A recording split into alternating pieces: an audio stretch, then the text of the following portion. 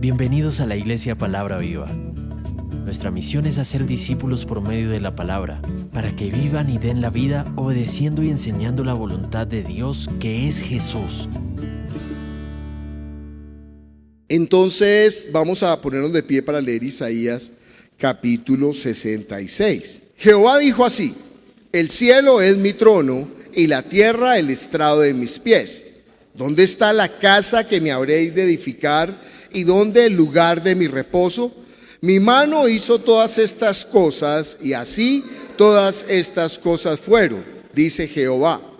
Pero miraré a aquel que es pobre y humilde de espíritu y que tiembla a mi palabra.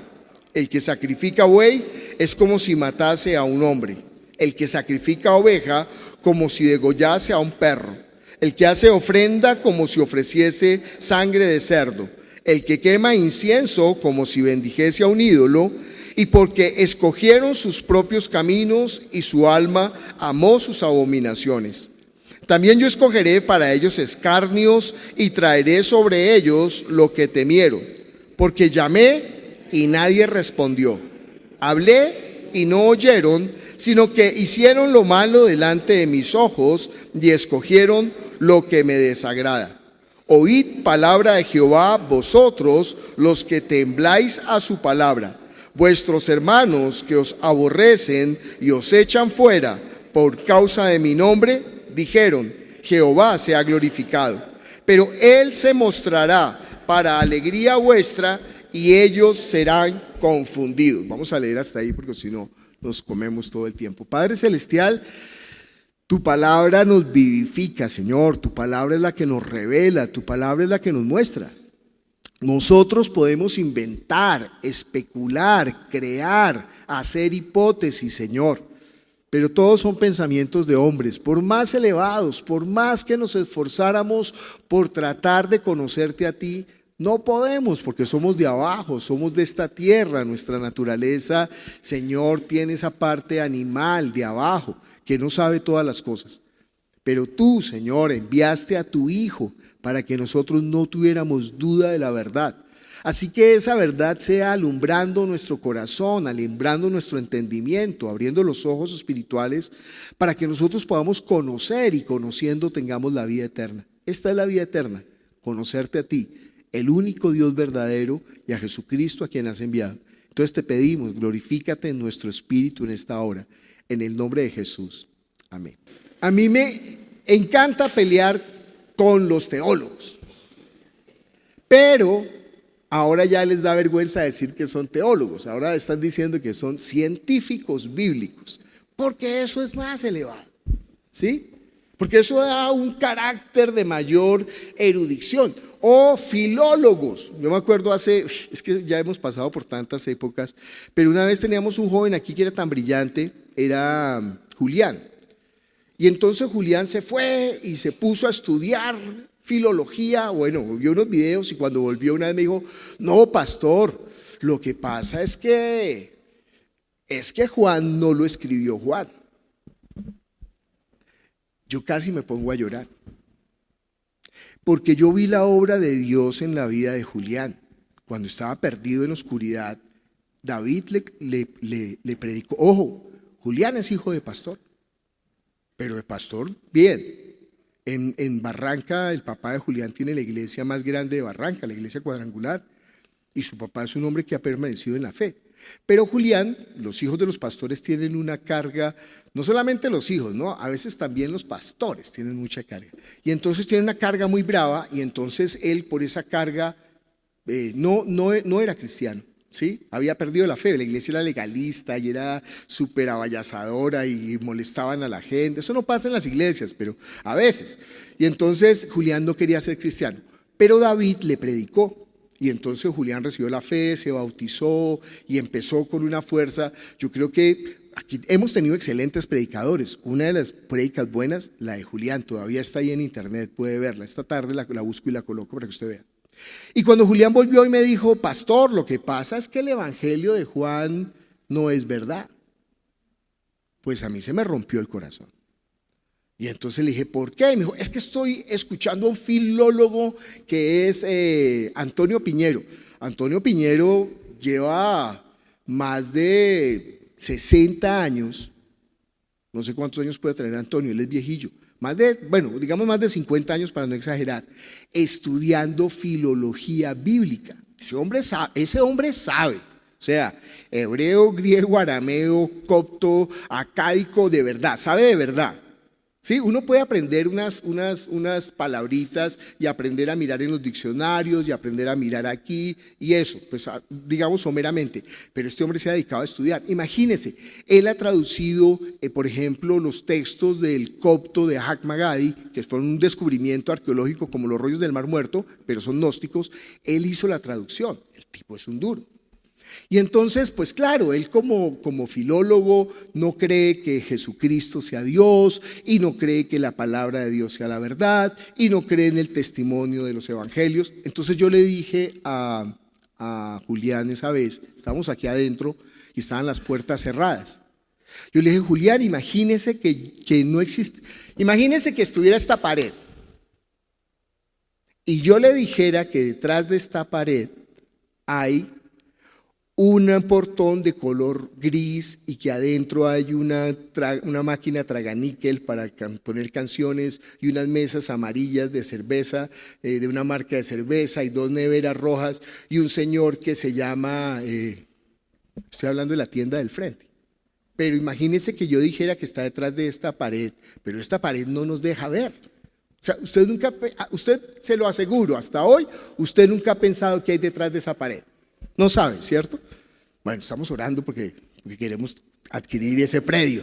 Yo sí sé que hay ahí. Hay una fábrica de tagua, de semillas de esas que llaman mármol vegetal. Bueno, entonces yo le dije, imagínese, Julián, que Juan el apóstol describe geográficamente Jerusalén. Pero resulta que Jerusalén fue destruido en el año 70 después de Cristo. Como Jesús profetizó, no quedó piedra sobre piedra, de modo que no era posible identificar los lugares. No sabían dónde quedaba el enlosado, donde a Jesús Pilatos lo juzga, no sabían dónde quedaba el estanque de Betesda, no sabían dónde quedaba el estanque de Silo, no sabían dónde quedaba la puerta de las ovejas. O sea, después del año 70 después de Cristo fue arrasado. Y hasta el año de 1947, o sea, 20 siglos después, llegaron al lugar, comenzaron los judíos a volver el pueblo de Israel, empezaron en el siglo XX los arqueólogos finales del siglo XIX-XX a hacer excavaciones y la sorpresa de ellos es que los lugares geográficos que había descrito Juan estaban donde tenían que estar, donde los estaban descubriendo, donde los estaban volviendo a encontrar.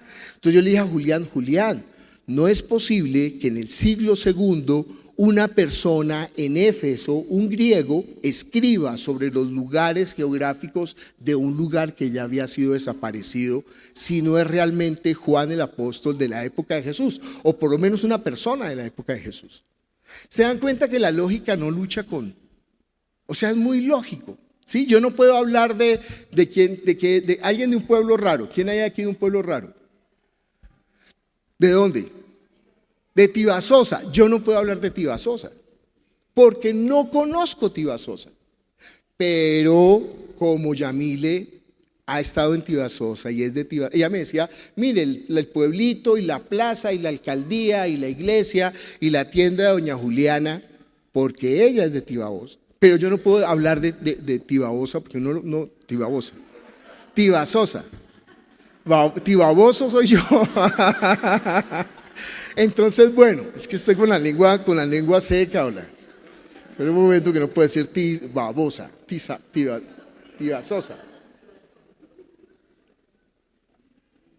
Estamos orando por la iglesia, por la pastora Marina que está en Duitama haciendo obra. Y también hay grupos allá en Boyacá, en Moniquirá hay gente, bueno, hay que hacer la obra. Bien, entonces yo me pierdo. Entonces, ¿entiende por qué los científicos bíblicos están perdiendo el sentido? Porque no pueden ver objetivamente. Pero también detrás de esto, debajo de esto, hay una intención del enemigo. Es negar a la persona de Jesús. Y yo lo siento. Puede ser el científico bíblico más juicioso que exista, pero si no honra al Hijo, no honra al Padre que le envió. Si no cree en el Hijo, no cree en el Padre que le envió. Y si no cree en el Hijo, no tiene la vida. Y si no tiene la vida, el Espíritu Santo no viene a él. Y si el Espíritu Santo no viene a él, no puede dar testimonio de la verdad. Así de sencillo es. Ojo, estoy diciendo solamente lo que dice la palabra, que no se vayan a poner bravos conmigo. Pero hay que entender.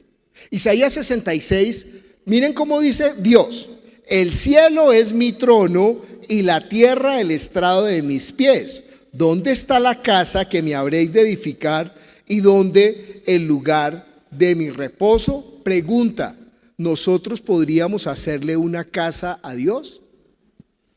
El templo de Salomón era magnífico. El templo de Salomón era una cosa impresionante. Pero Salomón le dice a Dios: ¿sabes qué, Señor? Solamente en este lugar podría estar ¿qué? Tu nombre. Ojo, no olvide eso, lo está diciendo Salomón 1000 años antes de Jesús. En este lugar solamente puede estar tu nombre, porque como tú eres el creador de todas las cosas, de los cielos y de la tierra, a ti ni el cielo de los cielos te puede contener. Oiga, eso es muy obvio. Eso es demasiado lógico, eso tiene toda la razón del mundo. Si Dios creó los cielos y si Dios creó el universo, ¿será que a Dios lo puede contener el cielo y el universo? No, porque Él es más grande que el cielo y el universo. El cielo lo creó como lugar de herencia para el Hijo. Y el universo lo creó para que el Hijo venga y se rebaje y se haga semejante a nosotros, pero Él no es como nosotros. ¿Estoy diciendo algo raro de la revelación bíblica o es algo que usted sabe? ¿Quién no sabía eso? No le dé pena si no lo sabía, levante la mano. Si viene por primera vez, de pronto no lo sabía. Pero eso es muy lógico. Si Dios creó el cielo, pues el cielo no lo puede contener. Eso lo está diciendo Salomón, no por ser el hombre más sabio que existió sobre esta tierra, sino porque de lógica. Y si Dios creó el universo, que es tan grande, pero el universo es una gota de agua en comparación con el cielo de los cielos. Y obviamente el cielo de los cielos no puede contener a Dios. Pero los científicos bíblicos están pensando que Yahvé es un ser espiritual menor que tiene una junta de otros seres espirituales y que les está consultando a ver, oiga, ¿y qué vamos a hacer que esto se nos complicó? ¿Entiende que Dios no está pensando qué vamos a hacer? Sino que Dios estableció su plan eterno desde siempre, antes de la creación del mundo. Y todo lo que nosotros estamos viviendo es el desarrollo de ese plan que tiene que ver ¿con quién? Con su Hijo Jesucristo. Todo fue creado por medio de Él y para Él. Entonces, pues no entender eso sí es demasiado ignorante, aunque sea científico bíblico. Dios está diciendo: el cielo es mi trono, o sea, el lugar donde yo ejerzo la autoridad. No es que Dios esté cansado y necesite sentarse, sino que es el lugar de la autoridad. El trono era donde se sentaba el rey y desde ahí ejercía todo su poder y todo su dominio. Y lo que el rey dice sentado en el trono, eso es palabra que se tiene que cumplir. Pero les recuerdo, vamos a Hebreos capítulo 1, ¿para quién? ¿Para quién creó Dios el trono? Hebreos capítulo 1, versículo 6 en adelante. Y otra vez, cuando introduce al primogénito en el mundo, bueno, desde el 5 para que los científicos bíblicos entiendan. Porque ¿a cuál de los ángeles dijo Dios jamás: mi hijo eres tú, yo te he engendrado hoy? ¿Entiende que Jesús no es un ángel? No es un ángel. Dice, porque ¿a cuál de los ángeles dijo Dios jamás: mi hijo eres tú, yo te he engendrado hoy? Y otra vez, yo seré el padre y él me será a mí hijo. usted entiende que la Biblia dice que solamente entre Jesús y el Padre hay una relación única. Lo que pasa es que esa relación única, Jesús la comparte con nosotros. Por eso dice: a los que le recibieron, a los que creen en su nombre, los adoptó como hijos suyos. Y cuando dice los adoptó, no es como que a veces en mi casa, como yo era el menor, me molestaban y me decían: es que usted es adoptado. Y yo me ponía a pensar y me ponía a llorar, ¿no? Yo era cursi y todavía lo sigo siendo. Y entonces me decían: es que a usted lo dejaron unos gitanos en una cajita y mi mamá lo recogió. ¿También les decían lo mismo? Es un juego, ese juego malo, perverso. Ese es juego malo. Afortunadamente después vi las fotografías y me parecía a mi mamá, si no dudaría. Pero porque están pensando que el hijo adoptado es como que no. Aquí Dios cuando dice hijo adoptivo es pensando en el derecho romano, en donde si una persona adoptaba a otro, toda su herencia, todo su poder, todo su nombre se lo entregaba a ese que había adoptado. ¿Sí? ¿Vio la película Ben-Hur? ¿Se acuerdan que ahí hay una cuestión de la adopción y que le entrega el anillo que lo salva? Bueno, esa es la idea. Para eso vea películas, para entender un poquito la Biblia y no para estar pensando tonterías. Bien, entonces dice: mi hijo eres tú, yo te he engendrado hoy. Otra vez, yo seré el padre y él me será a mi hijo. Ojo, yo seré a él por padre y él me será a mí por hijo. Dios no puede procrear. Dios no puede procrear porque ¿dónde estaría la mujer para Dios? ¿Sí? Dios no puede procrear porque Dios es espíritu. Pero la Biblia dice que el logos de Dios, estamos en Hebreos, no va a perder Hebreos. Vamos a Juan capítulo 1, versículo 1 hasta el 4. Dice, mire cómo es de claro el evangelio de Juan. En el principio era el verbo era con Dios y el verbo era Dios. Este era en el principio con Dios. Entonces dicen los científicos bíblicos: no. Lo que pasa es que ahí no hay un artículo, entonces no es Dios sino un Dios. Bueno, no importa si no hay un artículo, entonces es un Dios. Leámoslo como dicen los científicos bíblicos. En el principio era el verbo era con Dios y el verbo era un Dios. Este era en el principio con Dios. Perfecto. Pero ¿qué dice después? Todas las cosas por Él fueron hechas y sin Él nada de lo que ha sido hecho fue hecho. ¿Quién es el verbo? ¿Quién es? El Dios creador. Pero resulta que no hay sino un solo Dios creador. Entonces el verbo es Dios. Lógica matemática simple. Si A es igual a B y B es igual a C, entonces A es igual a C. Pensamiento aristotélico, mis queridos científicos bíblicos.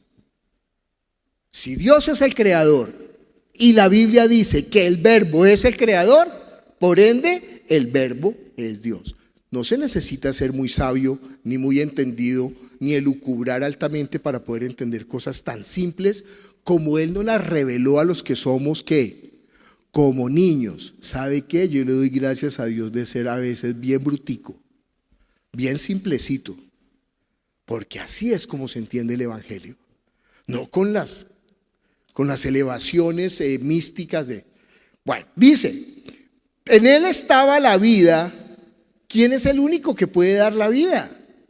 Dios.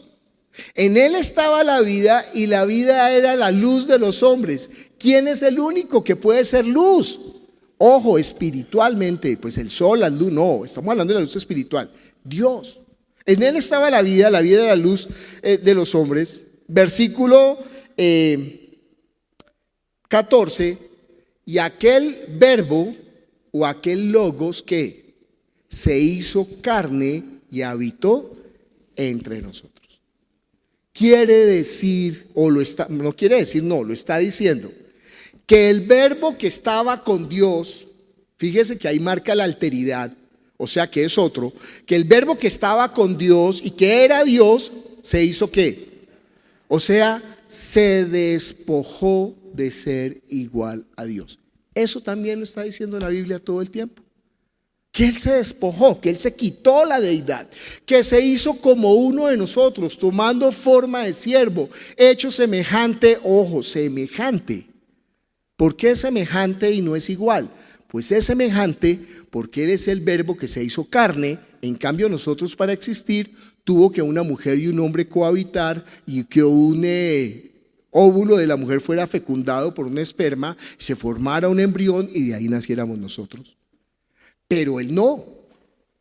Él es el verbo que se hizo embrión. No tiene del ser humano, no tiene sino la forma, pero no tiene la naturaleza. Él es del cielo.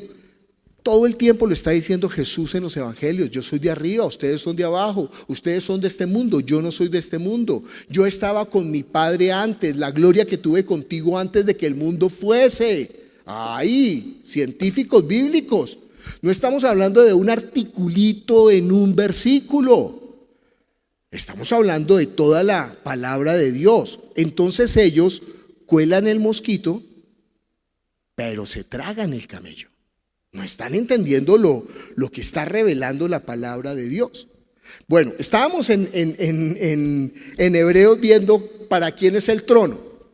Y estábamos leyendo en el versículo 5. Porque a cuál de los ángeles dijo Dios jamás: mi hijo eres tú, yo te he engendrado hoy. Otra vez, yo seré el padre y él me será mi hijo. Y otra vez, cuando introduce al primogénito en el mundo, dicen ¿qué? Adórenle todos los ángeles de Dios. ¿Saben por qué? Porque a Dios nadie lo había visto jamás, nadie. Cuando el primogénito es introducido en este mundo, Dios ha dado la orden de que a ese primogénito le sirvan todos. ¿Se acuerdan cuando nació Jesús? Que estaban los pastores y vinieron las huestes celestiales y empezaron a decir: gloria a Dios en las alturas, paz y buena voluntad para los hombres en la tierra. Eso, adorar, significa servir. Los ángeles le sirven al Hijo. Porque Dios, científicos, ya no voy a decir teólogos, científicos bíblicos, a Dios que no necesita de nada ni de nadie. Él es yo soy. Él es el que es. Él es el autosuficiente. Él es el único autosuficiente por sí mismo. Mira el significado de la palabra absoluto. Esta mañana yo no sé por qué mi hermana estaba colocando lo de la palabra absoluto. Significa, ¿sabe qué? No necesita de nadie ni de nada para existir. De modo que solamente Dios es absoluto. Solamente Dios es autosuficiente por sí mismo. Dios no dice: ay, ¿quién me trajera un poquito de agua que tengo sed? Y entonces los ángeles vienen y dicen: toma, Señor, no te preocupes, aquí estamos para servirte. A Dios no le da sed. Él es espíritu. Dios no se cansa, no necesita una sillita. Dios no tiene cama, no necesita ir a dormir. Dios no tiene suegra, gloria a Dios. Dios no tiene esposa. Entonces dice, otra vez cuando introduce al primogénito en el mundo, dice: adórenle todos los ángeles de Dios. Ciertamente de los ángeles dice: el que hace a sus ángeles espíritus y a sus ministros llamas de fuego. Mas del Hijo dice, y está citando un salmo, el Salmo 45. ¿Qué dice del Hijo? Tu trono, oh Dios. Científico, bíblico, lea el Salmo 45 o lea Hebreos capítulo 1, versículo 8. Es muy claro, no hay que hacer una como, no, es que el artículo y el verbo y la idea, eso es un sintagma que no. Mas del Hijo dice: tu trono, oh Dios, por el siglo del siglo, cetro de equidad es el cetro de tu reino. Has amado la justicia y aborrecido la maldad, por lo cual te ungió. ¿Se acuerdan que Él es el ungido? Por lo cual te ungió Dios, el Dios tuyo. Pero ¿cómo así? Los científicos bíblicos. Pero ¿cómo así que Dios le dice a Dios Dios? ¿Cómo así que el Padre le dice al Hijo Dios? ¿Por qué? ¿Por qué el Padre lo nombra Dios al Hijo? Si el Hijo es Dios, al que me responda le doy una Biblia. Porque se despojó. Muy bien, Yami, le puede reclamar una Biblia verde al final. Porque el Hijo, el verbo que estaba en forma de Dios, se despojó de ser igual a Dios. No lo decimos nosotros, lo dice la Biblia. Mire Filipenses capítulo 2. Yo me gasto más tiempo en la introducción que en la prédica, me da pena después. Pero no ve que toca explicar bien para que usted no se deje confundir de los científicos bíblicos y termine oiga, quiere estudiar copto, griego y arameo, pero no se ha leído la Reina Valera ni una vez. Ahí, no sea tan iluso. Filipenses capítulo 2, versículo 5 dice: haya pues en vosotros este sentir que hubo también en Cristo Jesús, el cual siendo en forma de ¿qué? De Dios, no estimó el ser igual a ¿quién? A Dios, como cosa a que aferrarse, sino que se ¿qué? Despojó a sí mismo, se despojó de ser igual a Dios. O podemos decir se rebajó. Alguien digo, no diga que se rebajó, porque bueno, se despojó. La palabra despojar significa rebajarse. Se despojó de ser igual a Dios, dice, se despojó a sí mismo, tomando forma de siervo, hecho semejante a los hombres, y estando en la condición de hombre, se humilló a sí mismo hasta la muerte y muerte de cruz. Por favor, salte hasta el versículo 9. Por lo cual, Dios también, ¿qué? Lo exaltó ¿hasta dónde? Hasta lo sumo. Dios, al Hijo que se rebajó, lo hizo Señor del cielo y de la tierra. De modo que el Hijo en este momento es Dios del cielo y de la tierra. Pero no es igual al Padre. No, porque se despojó. O sea que Él ya no es Dios. Pues como el Padre no, pero Él es Dios del cielo y de la tierra. ¿Sabe qué es lo impresionante? Que Jesús jamás va a volver a tomar el lugar, y ese lugar se lo dejó solamente al Padre. Mire conmigo 1 Corintios capítulo 15. Es que una cosa es saberse un versiculito, pero otra cosa es conocer la palabra. 1 Corintios capítulo 15. El problema es el sesgo, el problema es lo que usted ha visto, que usted está hablando con alguien y la persona quiere decir algo, usted no lo ha dicho y la persona dice, es que usted dijo que, no, yo no, usted dijo que yo era gordo, y entonces no, yo no dije eso. Le dije es que el botón estaba a punto de saltar, pero no le dije gordo. Le dije que ya el pantalón le quedaba estrecho, pero no le dije gordo, ¿sí? ¿Entiende que es diferente? En serio es diferente, ¿sí? Entonces, dice 1 Corintios capítulo 15, versículo 25. Ay, es que es demasiado bueno. Bueno, leamos el 24. Luego al fin, cuando entregue el reino, ¿a quién? ¿Quién lo tiene en este momento? Él. ¿Quién tiene el reino? Él. ¿Para quién es toda la gloria, toda la honra, toda la alabanza, todo el poder? ¿Para quién? Para el Hijo. Pero ¿se acuerdan que Dios dijo, a otro no daré mi gloria ni mi alabanza a otro ser? Pero ¿por qué Él permite? Porque el Hijo es Dios, que se despojó de ser igual a Dios. Y ahora como siervo, como uno de nosotros, Él ganó la dignidad, porque fue obediente hasta la muerte. Fue el Hijo amado, ojo, estando como uno de nosotros. Ese es su mérito. Nosotros no podemos, nosotros no alcanzamos, pero Él sí lo hizo. Y con su sangre pagó por nuestros pecados. Dice, por eso Dios lo exaltó hasta lo sumo y le dio ¿qué? Un nombre que es sobre todo nombre. Científico bíblico, ¿qué nombre le dio Dios al ángel? Deje un momento 1 Corintios 15. Vamos a Éxodo 23. Tome el seminario, ¿no? Vale la pena. El próximo sábado no hay seminario porque hay un matrimonio, entonces tengo que ir a oficiarlo. Pero ya el próximo sí. Acuérdenme a avisarle a la gente que no va a venir. Éxodo capítulo 23 dice: he aquí yo envío mi ángel delante de ti para que te guarde en el camino y te introduzca en el lugar que yo he preparado. Guárdate delante de él, oye su voz, no le seas rebelde, porque él no perdonará vuestra rebelión porque mi nombre está en él. En primer lugar, ¿por qué Dios envía a un ángel y no viene él mismo? ¿Por qué? Porque a Dios ni el cielo de los cielos lo puede contener. Para que Dios se presentara en este universo, en este plano, en este sistema tan pequeñito, yo sé que para usted es grande, pero para Dios es pequeñito, Dios tendría que despojarse de ser igual a Dios.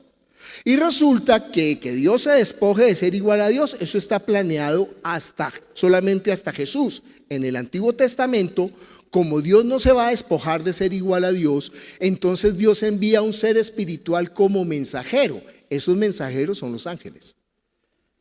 ¿Quién se le apareció a Abraham? ¿Quién se le apareció a Isaac? ¿Quién se le apareció a Jacob? ¿Quién se le apareció a Moisés? ¿Quién se le apareció a los profetas? ¿Quién? Los ángeles son mensajeros. Y ellos entienden que los ángeles no son Dios, son solamente mensajeros. ¿Qué tiene ese mensajero? El nombre de Jehová o el nombre de Yahvé. Pero al Hijo, como es el Hijo, obviamente le dio un nombre que es sobre todo nombre, para que en el nombre de Jesús se doble toda rodilla de los que están en los cielos. ¿Dónde están los ángeles? En el cielo. Y de los que están en la tierra, ¿dónde están los seres humanos? En la tierra. Y debajo de la tierra, ¿dónde están los seres caídos? Lo dice de esa manera. Entiende que todos ante el nombre de Jesús tienen que arrodillar. A Satanás le tocó arrodillarse porque lo venció. Satanás fue vencido por Jesús. Lo triste es que usted se deje vencer de un vencido. Doble loser, ¿no? Doble loser si usted se deja vencer de Satanás, porque ya Satanás fue vencido, ¿no? Efesios capítulo 2. Recuerden que estamos en 1 Corintios 15, pero Efesios capítulo 2, la iglesia tiene que conocer bien. Versículo 20. Efesios 1:20, la cual operó en Cristo resucitándole de los muertos, sentándole a su diestra en los lugares celestiales, sobre todo principado, autoridad, poder y señorío, y sobre todo nombre que se nombra, no solo en este siglo, sino también en el venidero. Sobre todos los seres espirituales Jesús está como Dios, dice, y sometió todas las cosas bajo sus pies y lo dio por cabeza sobre todas las cosas. ¿A quién? Imagínense a nosotros que somos tan pequeñitos. Por eso los discípulos se sorprendieron y dijeron: Señor, aún los demonios se nos someten. ¿Qué? En tu nombre. Entiende que no es con la autoridad nuestra ni no es con el poder nuestro, sino que es con la autoridad de Él y con el nombre de Él, porque no hay otro nombre dado a los hombres. Ese es el nombre que es sobre todo nombre. Estamos en 1 Corintios capítulo 15, versículo 24. Luego al fin, cuando entregue el reino al Dios y Padre, cuando haya suprimido todo dominio, toda autoridad y toda potencia, porque preciso es que Él reine hasta que haya puesto a todos sus enemigos debajo de sus pies. Y el postrer enemigo que será destruido es la muerte, porque todas las cosas las sujetó debajo de sus pies. Y cuando dice que todas las cosas han sido sujetadas a Él, claramente se exceptúa aquel que sujetó a Él todas las cosas. ¿Quién es ese que le sujetó a Él todas las cosas? El Padre. El Padre es más grande que yo, dijo Jesús. ¿Por qué? ¿Por qué? Porque se despojó. Como se despojó, ahora el Padre es más grande que yo. Esa es la verdad. Pero antes no, antes el Verbo estaba con Dios y era Dios. Él era la forma de Dios. Él estaba en la misma condición de Dios. pero se rebajó, dice, pero luego que todas las cosas le estén sujetas, entonces también el Hijo mismo se sujetará al que le sujetó a él todas las cosas, para que Dios sea todo en todos. Entonces ahora en el cielo, cuando ya todo sea suprimido, ahora el Hijo va a decir, bueno, ahora todos me obedecen a mí. No. El Hijo va a decir, ¿sabe qué? Ahora todos, hermanos, vamos a obedecerle al Padre. ¿Se da cuenta la humildad de Jesús? Por eso yo amo esta iglesia, porque aquí no hay lugar para el enseñoreamiento. ¿Entiende por qué? ¿Por qué no hay liderazgos? ¿Por qué no hay? No, aquí todos somos hermanos. Nuestro hermano mayor es Jesús, nuestra cabeza es Jesús, nuestro Señor es Jesús, a quien le damos la honra, la gloria, la alabanza, el poder. Nuestro pastor es Jesús, eso no es carreta, esa es la verdad. El pastor de esta iglesia es ahí. No ponga sus esperanzas en mí, se está pegando a un avión fallando. Esta mañana estaba orando Johanna por mí, esta mañana nunca me había levantado como me levanté esta mañana me levanté desanimado. Sí, pues claro, hay situaciones personales que lo bajonean a uno. Por primera vez, casi que llamo a don Orlando y digo, ¿sabe qué, don Orlando? Predique usted. ¿Don Orlando tiene una predica lista? Tiene que tener una predica en el bolsillo, ¿no? Por si o Yamile o, bueno, cualquiera. Oscar tiene una predica preparada, de Estela tienes predica preparada, cualquiera puede predicar. Y entonces yo estaba tan desanimado, y entonces dije, ay Señor, ¿me tomo unas gotas de valeriana? Y dije, no, Señor, tú eres mejor que unas gotas de valeriana. Ayúdame. Bueno, aquí estamos, ¿no? Pero entiende que si usted está buscando que un hombre, a mí me da pena porque me dicen pastor, me da una consejería, y yo le digo, ay, démela usted más bien a mí. Sí, una vez había un joven de la iglesia, Santiago, que tenía problemas sentimentales. Me dijo, ay pastor, es que me rompen el corazón a cada rato. Y le dije, ya somos dos, venga y lloramos. Venga, lloramos los dos juntos, viejo. Hay un problema, Santiago. Usted tiene 22 años y yo soy un viejo de 50, hermano. ¿Entiende? Ahí.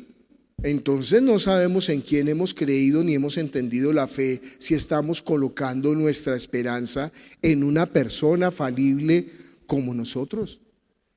Pero nosotros estamos colocando nuestra esperanza, nuestra potencia en Jesús. Él es el autor y el consumador de la fe. Dice ahí, pero luego que todas las cosas le estén sujetas, entonces también el Hijo mismo se sujetará al que le sujetó a él todas las cosas, para que Dios sea todo en todos. Eso es una maravilla. Estábamos hablando de Hebreos cuando dice, tu trono, oh Dios, por los siglos de los siglos, cetro de equidad es el cetro de tu reino, has amado la justicia y aborrecido la maldad, por lo cual te ungió Dios, el Dios tuyo, con óleo de alegría más que a tus compañeros. ¿Quiénes son sus compañeros? Nosotros, porque se hizo igual que nosotros, ¿sí? Pero Él no es como nosotros. Él es el verbo que se hizo carne, que haya tomado la forma de siervo y que nosotros al verlo como siervo lo menospreciemos, pues bueno, eso ya es nuestro problema. Pero Él en la forma de siervo fue que venció.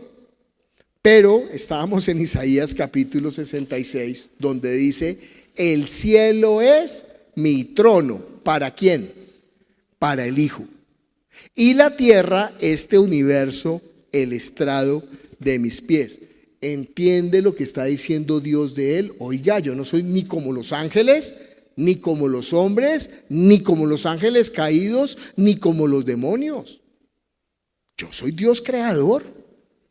Y la Biblia todo el tiempo está diciendo, Jesús es el creador. Jesús es el creador. Por ende, Jesús es ¿quién? Dios, que se despojó. Dice después, ¿dónde está la casa que me habréis de edificar y dónde el lugar de mi reposo? ¿Puede el hombre edificarle casa a Dios? Si nosotros leyéramos en el Antiguo Testamento, creeríamos que sí. Mire conmigo 2 de Samuel, capítulo 7.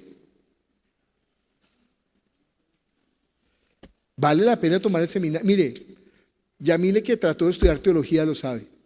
La teología es una tontería. Pero el seminario qué bueno es, porque aprendemos a ver panorámicamente todo de una. Y fuera de eso no tiene costo. ¿Cuánto te alcanzaste a pagar en la universidad? Pero como es gratis, lo menospreciamos, ¿no? Véalo en internet, ahí está colgado, hay 5 versiones del seminario. Deje de fregar, deje de estar. Yo no pude conectarme, pues vaya y mire el otra y vea el otra y hasta que lo entienda. ¿Sí? Ojo, pero mejor que el seminario que lea la Biblia. Si no lee la Biblia, no entiende el seminario. Segunda de Samuel capítulo 7, versículo 12. Le dice Dios a David que le quería hacer un templo al Señor, pero le dice, no, usted no me va a hacer templo. Dice, y cuando tus días sean cumplidos y duermas con tus padres, yo levantaré después de ti a uno de tu linaje, a un hijo tuyo, el cual procederá de tus entrañas y afirmaré su reino. Él edificará casa a mi nombre y yo afirmaré para siempre el trono de su reino. Yo seré a él padre y él me será a mí hijo. ¿De quién está hablando? ¿De Salomón? Está hablando de Jesús. Yo seré al padre y él me será a mí por hijo. Ese hijo es el que va a construir la casa para Dios, el templo. Mire conmigo Juan capítulo 2. Porque Jesús edificó un templo, no hay ningún. Al contrario, el templo se destruyó. El que había no quedó piedra sobre piedra. Entonces, no, Jesús, eso piensan los judíos. O sea, Jesús no es el Mesías porque ¿dónde está el templo? Si Jesús fuera el Mesías, estaría el templo que él construyó, pero no hay templo que construyó Jesús, entonces él no es el Mesías. Al contrario, antes nos destruyeron nuestro templo y arrasaron con la ciudad, como dijo ese profeta de Galilea, Jesús de Nazaret. Porque él dijo, de este templo no va a quedar piedra sobre piedra. Pero en Juan capítulo, se me perdió Juan, capítulo 2, versículo 19, respondió Jesús y les dijo, destruid este templo y en 3 días lo levantaré. Luego dijeron los judíos, en 46 años fue edificado este templo y tú en 3 días lo levantarás. Mas él hablaba del templo ¿de qué? De su cuerpo. Por eso cuando resucitó de entre los muertos, sus discípulos se acordaron que había dicho esto y creyeron la escritura y la palabra que Jesús había dicho. ¡Ay! No era un templo de piedra, era su cuerpo. Pero resulta que Jesús subió al cielo y entonces ya no hay templo. Miren conmigo primera de Pedro capítulo. Me toca hacer clase otra vez. Dice, primera de Pedro, capítulo 2, versículo 4, acercándoos a él, ¿qué? Piedra viva. ¿Se acuerda que todo el tiempo Jesús les está diciendo a los discípulos, la piedra que desecharon los constructores ha venido a ser cabeza de ángulo? Todo el tiempo les está diciendo eso a ¿quiénes? A los estudiosos, a los científicos bíblicos, a los eruditos, a los escribas, a los fariseos y a los sacerdotes, que fueron los que no quisieron reconocer que él era el Cristo, el Hijo del Dios viviente. Nosotros queremos matarte porque tú siendo hombre te haces ¿qué? Dios. Ellos sí entendían, pero los científicos bíblicos hoy no entienden.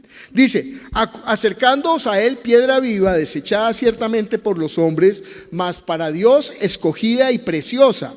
Vosotros también, como piedras vivas, sed edificados como casa espiritual, sacerdocio santo, para ofrecer sacrificios espirituales aceptables a Dios por medio de Jesucristo. ¿Cuál es el templo que el hijo de David le iba a hacer a Dios? ¿Cuál era ese templo? Claro, la iglesia, nosotros. ¿Usted sabe que usted es una piedra viva? El nombre de la iglesia Piedras Vivas es buen nombre. Piedras Vivas, sí, se llama la iglesia que comenzaron Julio César y su familia allá en Soacha. Piedras Vivas. Y también después tomaron el nombre los de Suba. Piedras Vivas. Entonces, bien, es un buen nombre. porque la iglesia es el templo santo. Bueno, lea la casa de Efesios, lea todo Efesios y verá que nosotros somos ese templo santo para el Señor. Entonces, ¿dónde está la casa que me habréis de edificar? Tendríamos que decir, no, Señor, no podemos, pero tú sí. Y esa casa ahora somos ¿quiénes? Nosotros. ¿Y dónde el lugar de mi reposo? ¿Se acuerdan cuando Jesús le dice a los discípulos, el Hijo del Hombre, las zorras tienen guarida y las aves de los cielos nido, mas el Hijo del Hombre no tiene donde reposar su cabeza? La iglesia es su casa. Nosotros deberíamos de ser el lugar de su reposo. ¿Qué significa el lugar del reposo? ¿Usted dónde se siente más cómodo? Oiga, si no se siente cómodo en su casa, arregle la situación, hermano. Porque la casa debería de ser, ¿sí? Una vez supe de un hombre que estaba en el baño leyendo encerrado a las 7 de la noche y cuando él reaccionó dijo, oiga, ¿yo qué hago aquí encerrado? Porque no quería salir a su casa. ¿Entiende la situación tan terrible? Cuando su adolescente se encierra solo, el lío no es del adolescente, el lío es suyo.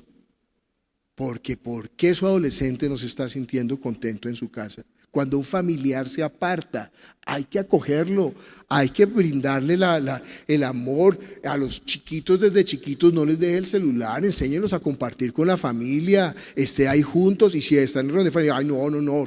¿Sabe por qué usan celular? Porque la reunión está harta. Entonces yo le digo que invite a mi hermano que le hace reír a todo el mundo. No, haga juegos, haga actividades, empiece a hacer preguntas, averigüe sobre la historia familiar, preparen juntos la comida, háganse chistes, hagan juegos, hagan concursos, canten karaoke, pongan música. Ay, mi hijo no quiere estar con nosotros, pues porque usted es aburrido. Entonces, bueno, dice, ya me olvidé porque estaba hablando tonterías, ¿qué estaba diciendo?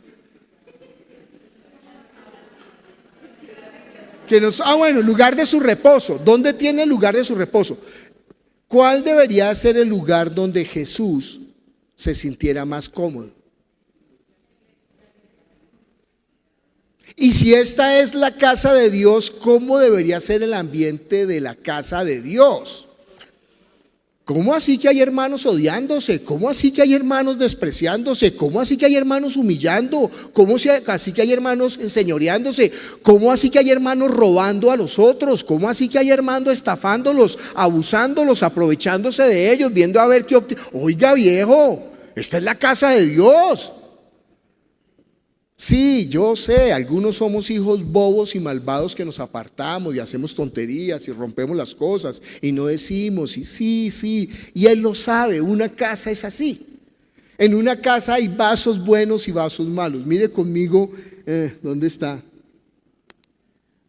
Segunda de Timoteo 2. Me tocó buscar esta mañana el versículo, no me acordaba dónde estaba.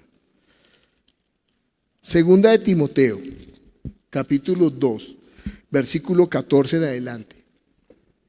Dice, recuérdales esto, exhórtales delante del Señor a que no contiendan sobre palabras, lo cual para nada aprovecha, sino que es para perdición de los oyentes.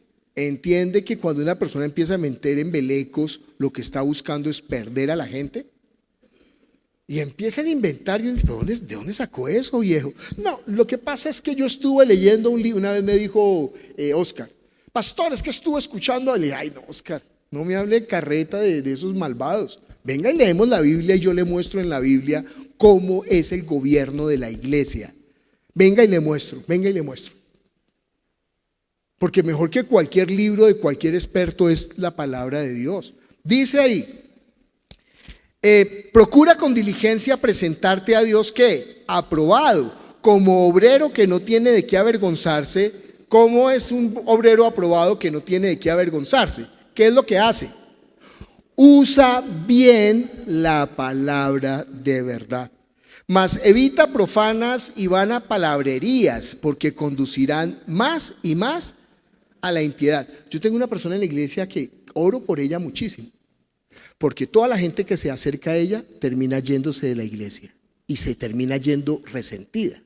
y esa persona no se va. Yo soy feliz porque no se va, pero me duelen los que se van. Pero mire lo que dice la Biblia, ¿por qué los dejamos? Dice, y su palabra carcomerá con gangrena, de los cuales son Himeneo y Fileteo. Ay, Pablo, no hables con nombres personales, que reprenden en privado y alaba en público. Pues Himeneo y Fileteo la llevaron mal, Fileto, que se desviaron de la verdad, diciendo que pero espérate, ¿dónde están los vasos? Bueno, toca ya terminar de leer. Dice, que se desviaron de la verdad diciendo que la resurrección ya se efectuó y trastornan la fe de algunos. Pero el fundamento de Dios está firme teniendo este sello: conoce el Señor a los suyos y apártese de iniquidad todo aquel que invoca el nombre de Cristo. Pero en una casa grande, la iglesia, no solamente hay utensilios de oro y de plata, sino también de madera y de barro, y unos son para usos honrosos y otros para usos viles. Así que si alguno se limpia de estas cosas, será instrumento para honra, santificado, útil al Señor y dispuesto para toda buena obra. ¿Cuántas yosanas hay en esta iglesia? 750 en promedio de asistencia. Porque cada uno, si usted se dispone a servir a la iglesia, puede ser que no, yo solamente tengo un tiempito el domingo por la mañana voy a hacer ujier. Claro que sí. No, pero yo puedo recoger las sillas. Claro que sí. No, pero yo puedo en parejas ayudar a arreglar las mesas y poner las florecitas. Claro que sí. No, pero yo sé cantar y puedo estar en la alabanza. Claro que sí. No, yo no sé cantar, pero quiero estar en la alabanza. Claro que no. ¿Qué está feo, hermano? Pues canten en el coro con la gente aquí. ¿Quién cree en ti, Señor? Bueno, no importa. Ahí entre todos se disimula, pero con micrófono la cosa es más fregada. ¿Sí? ¿Entiende por qué? ¿Qué quiere? ¿Cómo quiere servir? Como Dios, como cada uno que disponga en su corazón, porque ya es diferente, ya no es la ley, ahora es la gracia y la verdad. Hay que entender eso. Entonces, bueno, estamos viendo que en un templo, en esta casa, hay vasos de honra y hay vasos de deshonra. ¿Saben qué? No podemos echar fuera a los vasos de deshonra, porque el Señor dijo, es necesario que crezca el trigo y la cizaña. Al final el Señor, oiga, si usted es cizaña, pues sea trigo. Empiece a hacer trigo, empiece a dar fruto, empiece a servir a la iglesia, empiece a orar por sus hijos. Necesitamos maestros de escuela dominical, necesitamos ujieres, necesitamos gente en los medios de transmisión, necesitamos gente que haga grupos de estudio en las casas, necesitamos quien ayude a arreglar las sillas, a recogerlas, porque esa es la iglesia. Cada uno como disponga que en su corazón. ¿Dónde está la casa que me habréis de edificar? Y nosotros tenemos que decir, aquí está. ¿Y dónde está el lugar de mi reposo? Aquí está. El lugar del reposo es donde que Jesús venga, no venga, Él está aquí. Que Jesús se sienta cómodo en su casa, que se goce, que se regocije, que se ponga feliz. Qué bueno que vino Ricardo, que aunque está lejos, sacó el tiempo desde Girardot y se vino para poder bautizar a... Qué bueno que están ahí. Oiga, volvió y miren, aquí está. Y qué bueno. Y oye, gracias. ¿Y cómo así? Oiga, y la iglesia tiene que ayudar a los que están en necesidad. Si usted tiene necesidad, diga, la iglesia le ayuda, la iglesia le colabora, la iglesia lo fortalece, la iglesia le anima, la iglesia está para orar, la iglesia está para exhortar, la iglesia está... Esa es la casa de Dios, porque es donde Dios se siente cómodo. Estamos en Isaías 66, en el primer versículo. ¿Dónde está? El cielo es mi trono, la tierra el estrado de mis pies. ¿Dónde está la casa que me habréis de edificar y el lugar de su reposo? Póngase de pie si usted dice, yo soy ese lugar, yo soy ese lugar. Yo quiero ser ese lugar, también vale. No se preocupe. El que comenzó la buena obra la perfeccionará. Es paciente para con todos, no queriendo que ninguno perezca, no queriendo que ninguno se aparte, no queriendo que ninguno muera. Padre Celestial, estamos aquí reunidos en tu nombre, Señor. No podemos pasar de ese versículo 1, Señor. Hay tanto para entender de ti, hay tanto para aprender, Señor. Eso no se logra con la filología, ni con las ciencias bíblicas, ni sabiendo copto, arameo ni griego. Eso solamente se entiende cuando disponemos nuestros corazones como niños. Tú escondiste estas cosas de los sabios y de los entendidos y las has revelado a los que son como niños. Sí, Padre, porque así te agradó. Aquí estamos nosotros, nuestro corazón enredado, complicado, con tantas tonterías, heridas, prejuicios, con tantos envanecimientos que se han levantado en contra del conocimiento de Cristo. Pero tú eres el Padre bueno que envías tu Espíritu Santo para pastorearnos y llevarnos a toda la verdad. Glorifícate en esta hora en nosotros, te necesitamos, sépalo. Si usted le dice al Señor, te necesito, Él le va a responder, dígaselo, Señor, mira mi familia, mira mis hijos, mira mi pareja, mira mi ambiente, mira mi vida. Comienza conmigo, Señor, ayúdame, límpiame para que lleve más fruto. Padre, derrama más de tu amor en mi corazón por medio del Espíritu Santo, que yo permita inundarme de ti, que mi copa esté rebosando, que de mi interior corran ríos de agua viva, que el enemigo no me pueda engañar, que nadie nos pueda robar nuestro gozo, nuestra paz, nuestra seguridad, nuestra fe, Señor, porque hemos creído en el único, en el verdadero, en el que es, en tu Hijo, el que tú enviaste para que nos declarara toda la verdad, Señor. Padre, yo te clamo por todos los que han escuchado tu palabra y de alguna manera se han dejado engañar o apartar. Ten misericordia como has tenido con nosotros, Señor. Ten misericordia como la tienes siempre, Señor. Envía ángeles, personas, situaciones que los vuelvan a ti. Y al final te den toda la gloria y toda la honra en el nombre de Jesús. Amén.